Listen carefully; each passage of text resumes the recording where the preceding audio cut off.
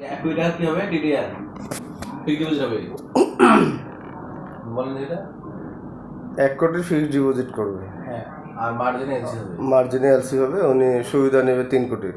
হ্যাঁ মানে না, সুবিধাটা এরকম স্যার যে 1 কোটি টাকার এগেনস্টে হয়তো আমার মার্জিনের 10%-এ আমার মনে করেন যে মহাজন যেভাবে চাবে, যেমন আমার হয়তো একবার একটা পিআই দিলাম হচ্ছে সোলার, ওটাতে গেলে $1,20,000, তাহলে আমি ওটা এলসিটা দেখা গেল 10 লাখ বা 20 লাখ করতে পারতেছি।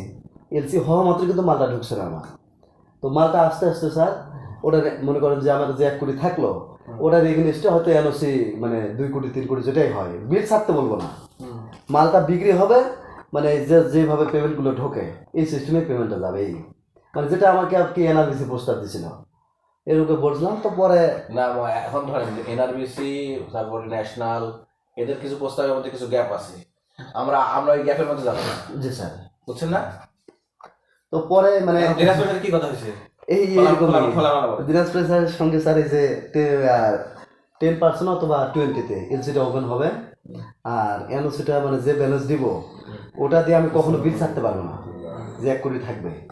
আর ওনারা হয়তো ব্যক্তিগত মানে ইয়াতে 2.5 কোটি বা 3 কোটি এনওসিটা আমাকে দিবে, কিন্তু মোটামুটি হয়তো এখানে আমার আরেকজন জামিনদার থাকবে এখানে, ওনার এগেনস্টে হয়তো মানে বিলটা যাতে সঠিকভাবে যায় এই সিস্টেমে আর কি আমাকে মাল বিক্রি করে করে টাকা দিতে হবে, ওই অনুযায়ী বিল যাবে। জামিনদার কি থাকবে, কি তার চেক দিবে না কি দিবে, সে কি দিবে? ও কি ধরনের জামিনদার কি কাজ? জামিনদার বলতে মানে একটা ফেস গ্রান্টার আর কি, এই টাইপ গ্যারান্টি দিবে সে। জি, সে উনি কে? ওই বিরামপুরের মানে পার্টি আর কি, ইসলামী ব্যাংকের? ওটা হয়তো এখন ওইভাবে জোরালো বলে নাই, জাস্ট হয়তো আমার এই ইয়ার উপরেই মানে ওটা কি প্রত্যাশা প্রত্যাশা। আরেকটা হলো যে এই রকি, এই দুজনে যে কোনো একজন ইয়া, এখনো মানে শিওর না ওটা হতে ইয়া না। এই এখন স্যার দিনাজপুরে কি নবরুল ভাইয়ের সাথে কথা হয়েছে? আপনার ফেরত হচ্ছে বদিন ভাই না নবরুল? আমি গিয়ে মানে একদিন ইয়া করছিলাম, ঢুকছিলাম তো ওই নবরুল স্যার উনি, আর পরে তো আবার এখানকার এই যে মতিন আঙ্কেল ইনি আবার ওখানে ট্রান্সফার হয়েছে, এই সেদিন আমার ফোন দিয়েছিল এই আর কি। তো এখন এই অবস্থায় আছে স্যার, মানে আমি ইসলামের বাইরে কোথাও এক করবো না, কিন্তু মনে করেন যে এই হলো বিষয় একটা দাঁড়িয়ে আছে। স্যার তো মনে করেন যে আমাকে যে সার্ভিস বা যেটা করবে আলহামদুলিল্লাহ, কিন্তু আমি স্যারকে বহুতবার দেখেন আমার একটা যদি আমি কাজও করি স্যার, হ্যাঁ আমার সব ব্যালেন্স মনে করেন যে অধিকাংশ ঢুকে যাবে। এদিকে একটা মার্কেট, এদিকে স্যার আবার হচ্ছে কাস্টম ডিউটি, এটা পার কেজিতে কাস্টম ডিউটি 445 টাকা কাজল, শুকনা মরিচের হচ্ছে 45 টাকা মানে পার কেজি, শুধু 45, আবার কিসমিসের হচ্ছে 333।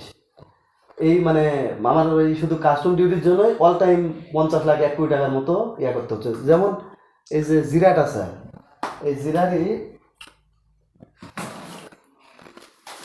কত দেখলাম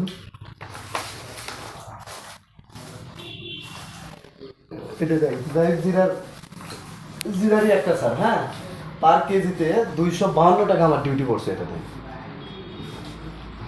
এখন আপনার সাথে দিনাজপুরে একটা ফাইনাল ফেনি তো ফাইনালি আর কি না ফাইনাল বিধায় না ইয়ে তো বোঝা যাচ্ছে না যে আপনার সাথে কি কি আলাপ হয়েছে, মানে ক্লিয়ার হচ্ছে না তো।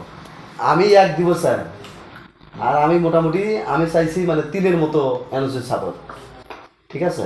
এলসি তো ধরেন 5 কোটি বা 4 কোটি যতভাবে দিবে, কিন্তু এনওসি চাইছি আমি 3 কোটি, ওনারা আর একটু 50 লাখ কম বলছে, মানে 2 থেকে 2.5 ভিতরে ওনারা বলছে, এইটুকুই মানে গ্যাপ হয়ে আছে। তো কি আপনার স্যারের সঙ্গে আলোচনা হয়েছে না শুধু ওদের মধ্যে আলোচনা হয়েছে? এই এনার মধ্যে আর কি, স্যার সহ একটু মানে টাচ দেওয়া আছে এরকম একটা শুনছি। স্যার আপনি বসে নেই তো? না, স্যারের সঙ্গে এখন বসা হয়নি। আমার সাথে কথা হয়েছে কার, মতিন ভাইয়ের না নবরুল? নবরুল স্যারের। আচ্ছা এই কিন্তু মানে আমার কাজ স্লো হলেও, হ্যাঁ আমি কাজ ইসলামী ব্যাংক থেকেই করবো, কারণ আপনাদের বিশেষ করে ডলারের ফ্যাসিলিটি। স্লো কেন?